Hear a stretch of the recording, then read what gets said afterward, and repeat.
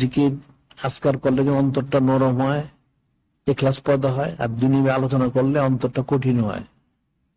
ওয়ালা তুকসিরু কালাম বিগাইরি যিকরিল্লাহ, আল্লাহ ভগবানের জিকির ছাড়া তোমরা দুনিয়াবি কথা বেশি বলবে না। এমনি কাসরাত কালামে বিগাইরি যিকরিল্লাহ কাসরাতুল কলব, জিকির ছাড়া দুনিয়াবি বেশি কথাবার্তা বললে অন্তরটা কঠিন হয়ে যায়, পাথর হয়ে যায়, অর্থাৎ হেদায়েত থেকে বঞ্চিত হয়। নাউজুবিল্লাহ।